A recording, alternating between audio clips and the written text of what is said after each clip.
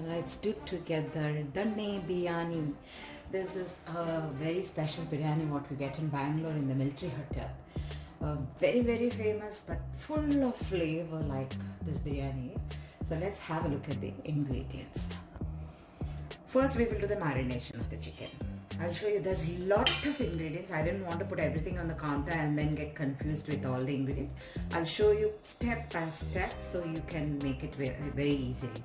Here I have taken half cup of the curd, flat half cup, okay, and I have nice about 550 grams of the chicken I have, and I have taken it with bone. Then I have put 1 tablespoon of the crushed ginger garlic. I use my ding chicken, I have just crushed and not paste like I have done, and chili powder to your taste, salt to your taste, half teaspoon of the turmeric. Okay, now chili powder is up to your level of taste, and evenly turmeric powder you add about half teaspoon, that's enough. Curd and mix this well and allow this get marinated.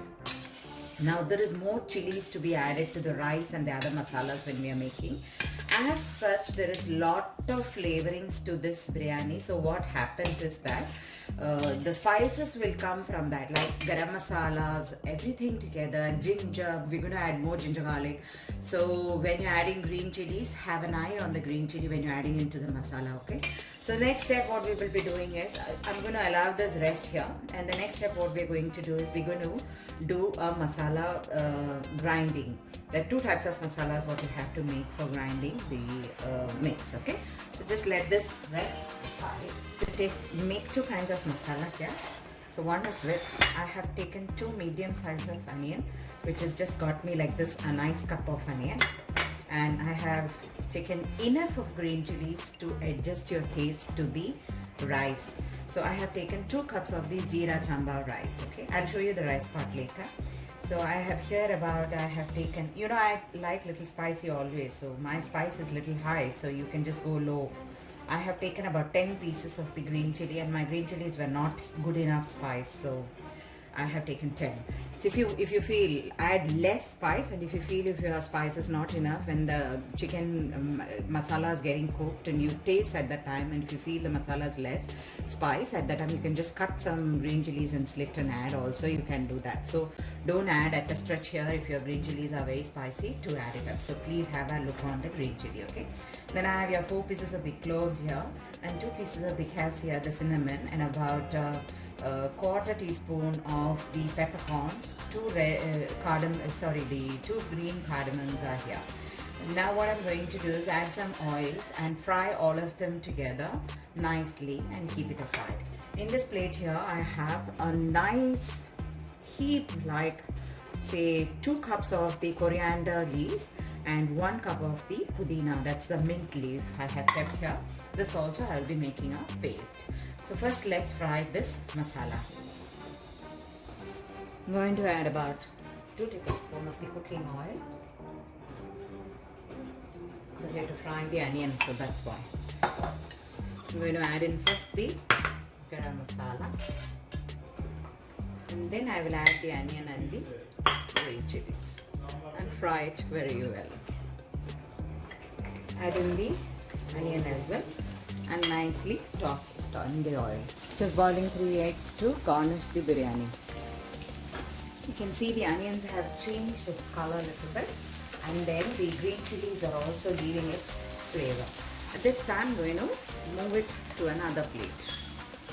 Add another 1 tablespoon of the oil and put in the greens there, and then saute the greens also there.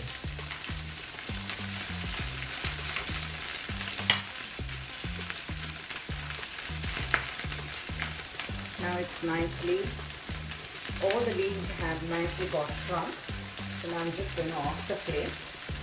Once this is cold completely, grind this separately, and the onion and this. First you grind this with little bit of water, keep it aside. Then you put this into the grinder, same grinder, grind this also, adding little water, like thick you should keep, don't make it too watery, okay? Grind this also separately. The third step of the masala what we need. I have grounded first the onion and the green chilies which we had sauteed and kept, and the green masala of the mint and the green coriander leaves which I have kept that aside. Other than that, the new masala is that we need to add some oil into the pan in which you are going to make, or the pot what you are going to make, and add some oil. Add enough of oil. Normally for biryani we do take a little bit more oil than the other cooking. You want to add ghee and make it, you can do it, or you would take the oil and then do it. You know, I use oil only. I do not use biryani, any kind of ghee into making this. So I'm going to add about a nice quarter cup of the oil, and to it I'll be adding some whole garam masala. Like this is like 2 bay leaves I have taken, about a nice half teaspoon of the shah jeera, 2 pieces of the maize. Then I have the stone flour.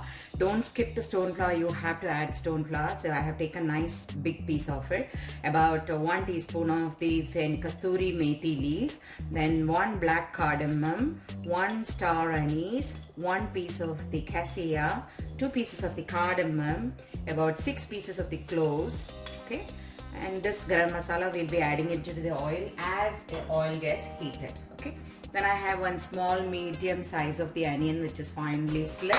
We'll need some turmeric powder, salt, and I have taken 2 cups of the jeera chamba rice.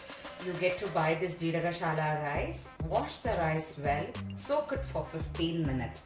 Then we will need about 1 to 1.5 tablespoon of the ginger garlic paste. So when you're making ginger garlic paste, ensure that the garlic is more 70%, 30% of the ginger only. So we are going to crush this and add this also into it. As I said earlier, when you were grinding the green chilies, if your masala you feel is not spicy at the time, you can add slit green chilies. I have added the oil there, and oil is getting heated. And then in the end also you can add a little bit of ghee on top of the rice, you know, if you really like it.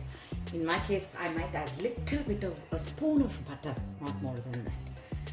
So I'm going to dunk in all the garam masalas, okay? The oil is getting heated there. So that should be enough. See, it's fluttering now. Add the onions because the cardamom and everything is fluttering now. Add the ginger garlic there. Once little bit of the raw smell of the ginger garlic goes, we will be adding in the marinated chicken.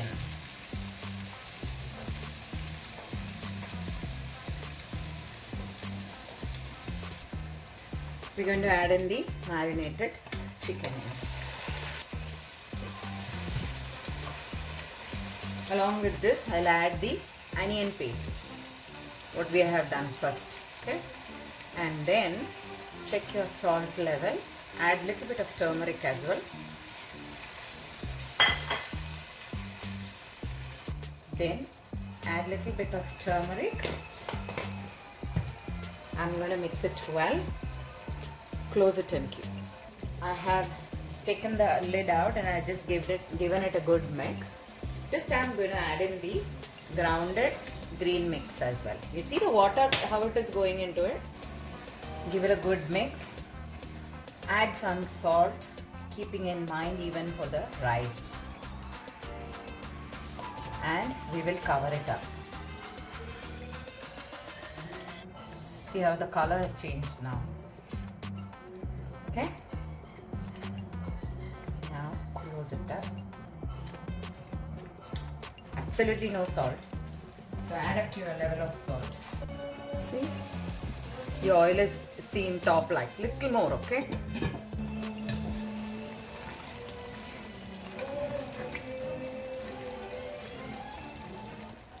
I feel the chicken is cooked well now. See, when I touch it, it's soft. Okay. Now I'm going to add. So now first for my 2 cups of rice, I will add only 2.5 cup. Okay. 1 1/4 is 2.5 cup. Enough. And I'll add this. It's a hot water what I have added. It won't take time to boil. Now what I'm going to do is I'm just going to check the salt here in this. Now you check, this is what you will understand exact level of the salt for the rice. Alright?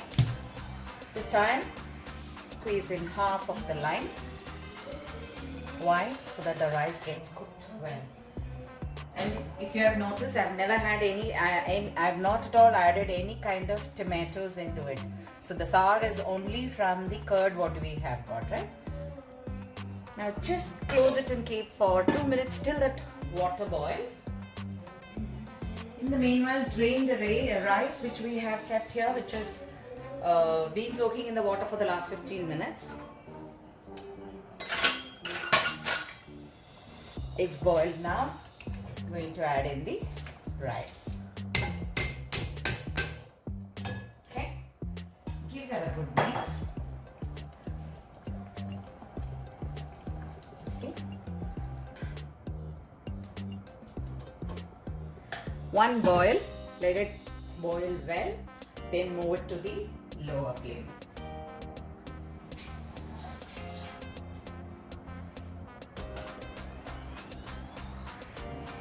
The rice is boiled well now. I'm going to take it to the lowest flame. Keep it in the lowest flame till the rice is cooked well.